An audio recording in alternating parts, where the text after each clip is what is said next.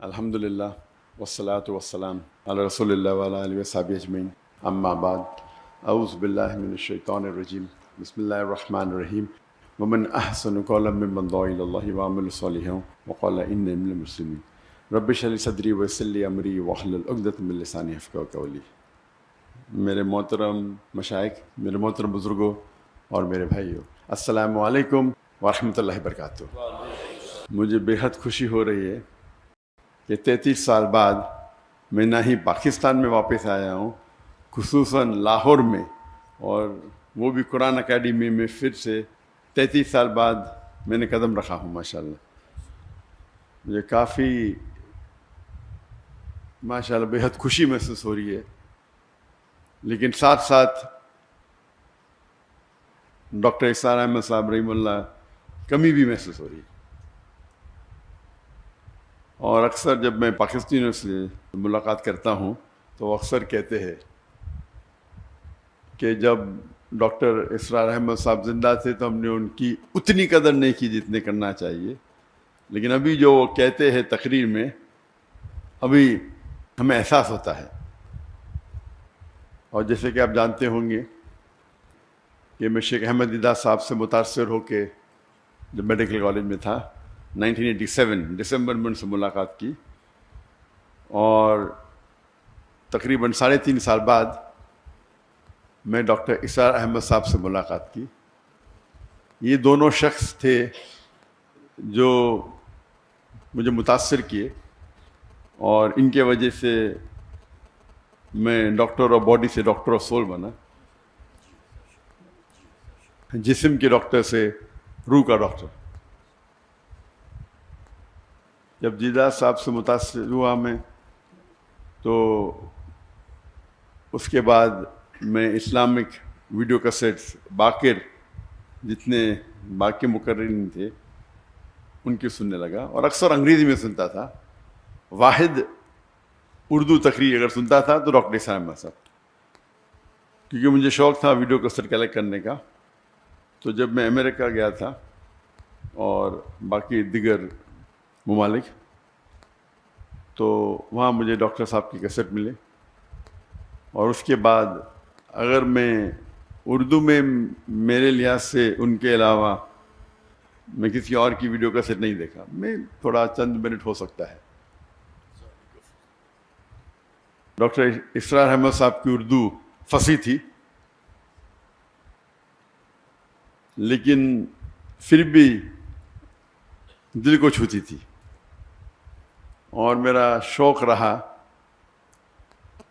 جب میں دیدہ صاحب سے متاثر ہوا، ایک شوق تھا کہ جتنے بھی علماء ہیں ان سے ملاقات کروں۔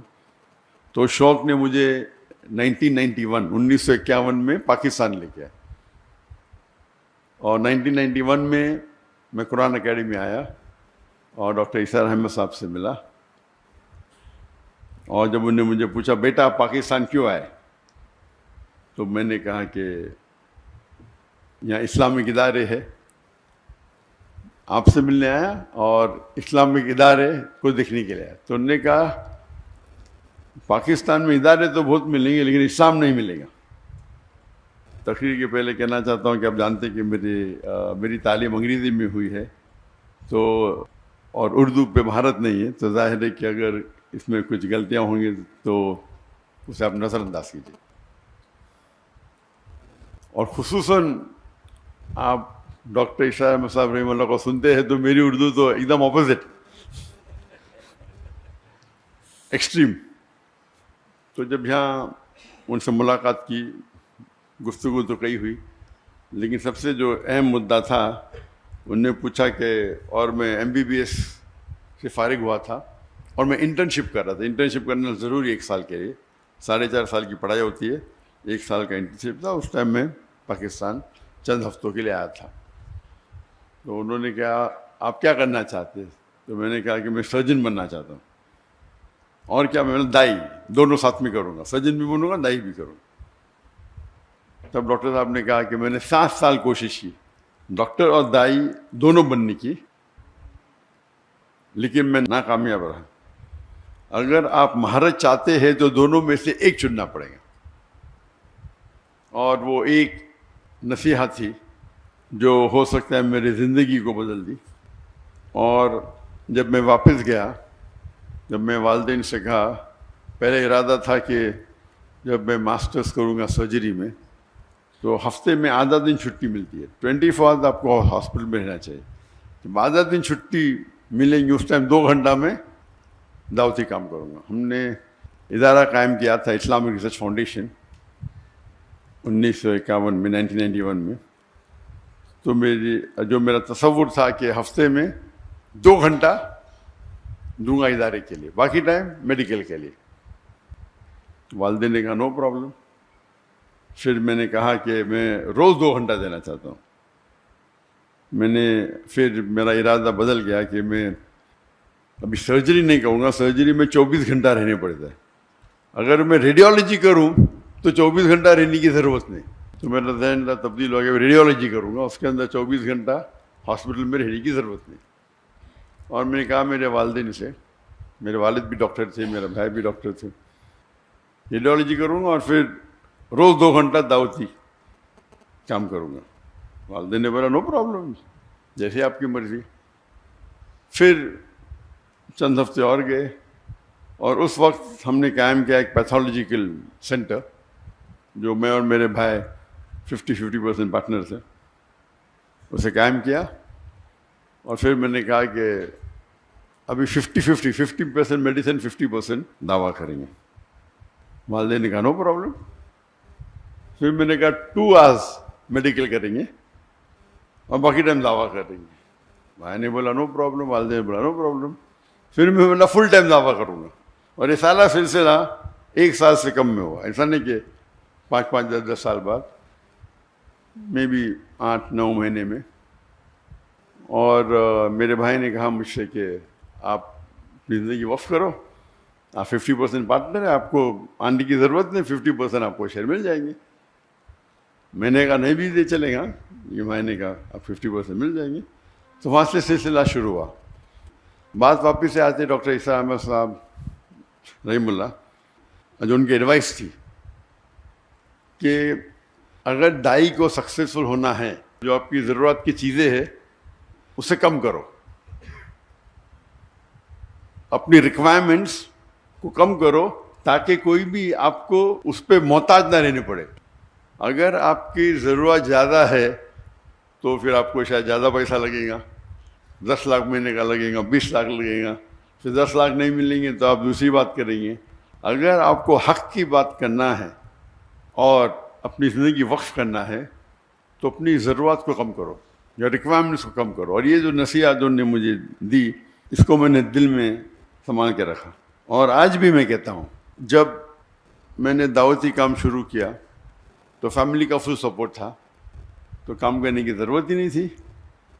لیکن پھر بھی مجھے کئی شوق ہے،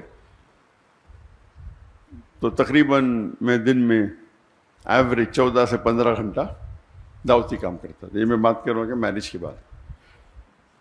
جب شادی کے پہلے میں تقریباً 9-10 گھنٹے دیتا تھا دعوتی کام میں. تو لوگ نے کہا کہ شادی کرو گے تو ٹائم کم ہو جائے گا. تو اسکول میں سیکھا تھا وین ڈائیگرام. وین ڈائیگرام مطلب ایسی چیز کرو جو 2 چیز ایک ساتھ میں ہو. تو میں نے ضائعہ سے شادی کی. اور جو اللہ کے رسول کی حدیث ہے کہ شادی کرنے کے لیے 4 چیز انسان دیکھتے ہیں. ایک ہے بیوٹی، خوبصورتی، ایک ہے دولت، تیسری ہے نوبلٹی، خاندان، اور چوتھا ہے ورچیو، دینداری. اور سب سے اہم ہے دینداری، تقویٰ.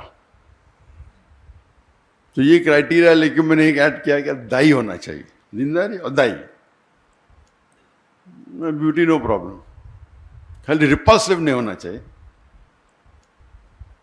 دولت کی ضرورت نہیں، خاندان نو پرابلم. تو ایک ہی کرائٹیریا کیا دیندار ہونا چاہیے لیکن دائی ہونا چاہیے.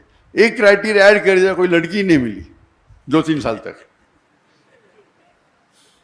تو میری بہن وہ انٹرویو لیتی تھی، تو ایک لڑکی کو پاس کیا، تو آپشن تھا ہی نہیں نا.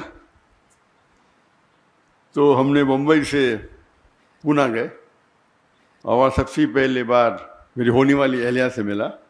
اور الحمدللہ بسم اللہ کی اور اللہ نے اس میں برکت دی.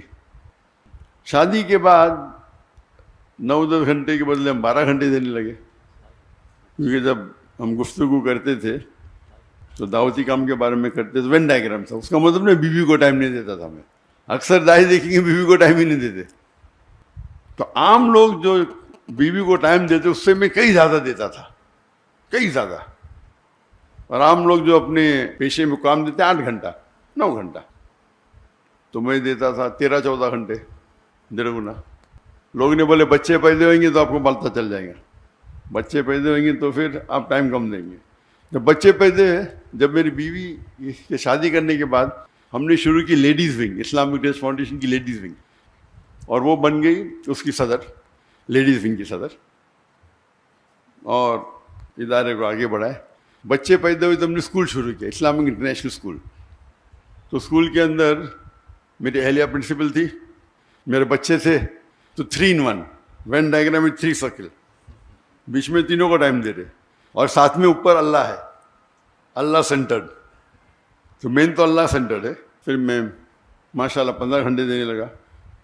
ہم جب جاتے ہیں کبھی ابھی دعوتی پروگرام پہ، ابھی تو میرے بچوں کی شادی ہو گئی، لیکن اس کے پہلے جب جاتے تھے 5 جاتے تھے، میں اور میرا بیٹا عام پبلک میں خطاب کرتے، میری اہلیہ اور میرے دونوں بیٹیاں کرتے تھے، خصوصاً خواتین میں.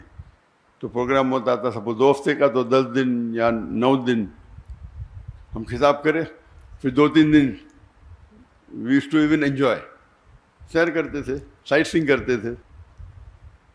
تو یہ 3 in 1 4 in 1 تھا. اللہ کی دعوت بھی دیتے تھے، اور سال میں تقریباً منیمم 2 بار تو انڈیا میں گھومتے تھے اور 2 بار آؤٹ سائڈ انڈیا، منیمم تھا. یہ اکثر 3 بار ہوتا تھا، اس میں سے 3 بار میں سے 2 بار تو مکہ ہوتا تھا. تو اگر ہم اللہ کے راہ میں نکلنا چاہتے تو ضروری ہے کیا ہے، جو آپ کا ہم سفر، آپ کا ساتھی، آپ کی اہلیہ جو آپ چنتے ہیں، اس کا نظر سیم رہا تو انشاءاللہ آپ کو مقبلیں زیادہ ملیں گی اور وہ آپ کو ساتھ دیں گی. اور اس ٹرپ میں بھی وہ ساتھ میں آنے والی تھی، لیکن کیونکہ میری بیٹی کو کچھ 1 ہفتہ پہلے، بالکل 1 ہفتہ پہلے، 1 دن کم، 15 سپٹمبر کو بیٹا ہوا، تو اسی لیے میری اور کی طبیعت ذرا خراب ہو گئی، تو میری اہلیہ رک گئی، اور وہ انشاءاللہ آج رات کو آنے والی ہے. تو ان کے بھی پروگرام ہونے والے تھے کراچی میں، لیکن اس کو پوسٹ پون کیا. جی ہاں، الحمدللہ. تو کہنے کی بات ہے کہ ڈاکٹر عیسیٰ احمد صاحب رحم اللہ کہتے تھے کہ اپنی ضرورت کو کم کرو. تو آج کی تاریخ میں میں ہمیشہ کہتا ہوں کہ میری اور میری اہلیہ کا ریکوائرمنٹ صرف $500 ہے مہینے کا، بس.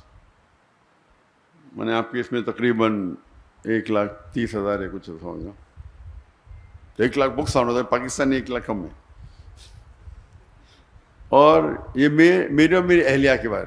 وہ الگ بات ہے کہ دعوتی کام میں جب ٹریول کرتے میں خود پیسہ بھرتا ہوں، اس کے اندر خرچے اور ہوتے ہیں، لیکن خصوصاً پرسنل لائف کے لیے $500 کافی ہے.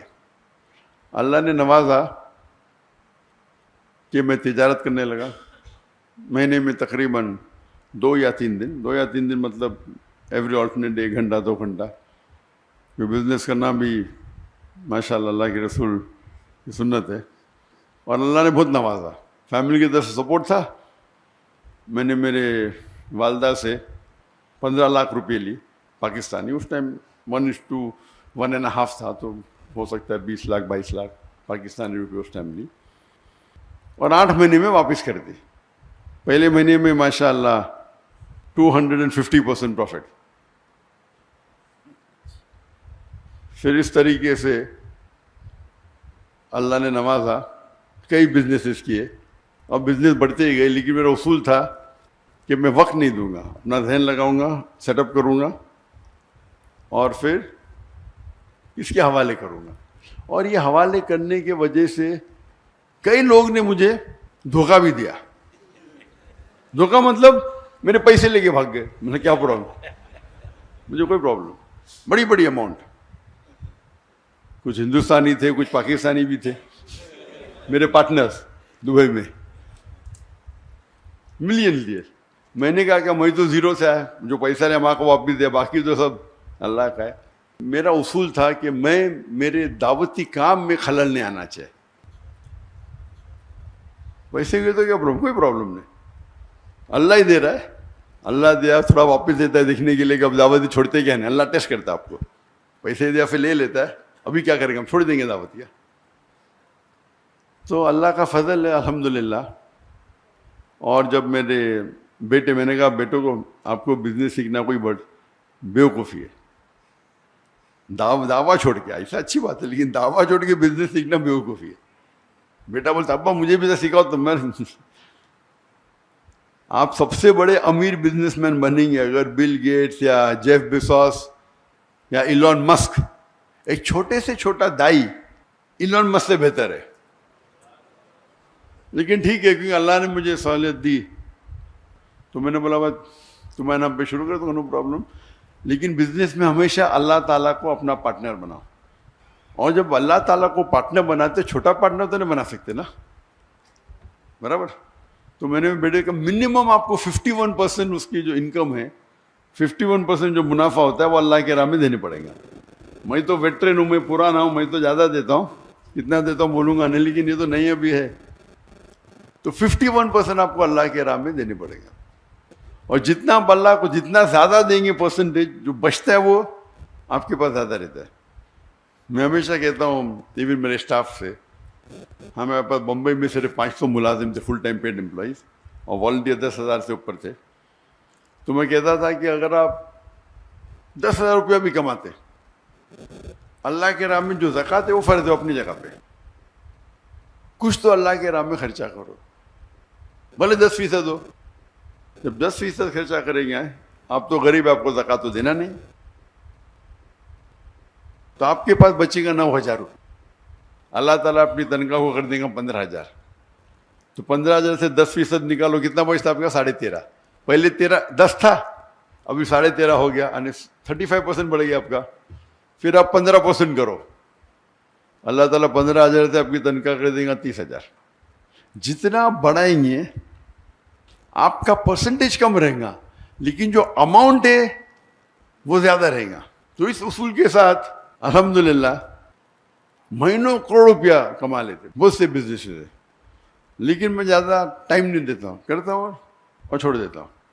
ابھی 2 سال پہلے جب میں نے فارغ کے نام پہ شروع کیا, اور میں نے کہا جو میرا جو معیار تھا, میں نے کتنا تھا بولوں گا نہیں, میں بولا فارغ کے نام پہ شروع کر رہا ہوں تو اتنا تو نہیں دینے کا. تو میں نے 51% کرا, اور کیا ہو گیا, وہ تجارت میں خسارہ ہو گیا, نیکسٹ بزنس میں بھی خسارہ. تو میں نے میرے اہلیہ سے کہا کیا بات ہے, ہو سکتا ہے کہ میں نے جو میرا معیار رکھا تھا میں زیادہ پرسنٹیج دے, ابھی دھندا تو وہی کر رہا ہوں نا, خالی نام فارغ کا ہے. تو میں نے کہا یہ میں نے غلطی کی, جو میرا جو وعدہ تھا زیادہ دینے کا, خالی نام بدلنے سے, تو میں نے میرے اہلیہ سے کہہ دیا کہ اس کا پرسنٹیج بھی سیم ہوگا جتنا میرا پرسنٹیج ہوگا. تجارت تو میں ہی سنبھال رہا ہوں, میرا بھائی میرا بیٹا سے سائن کر رہا ہے.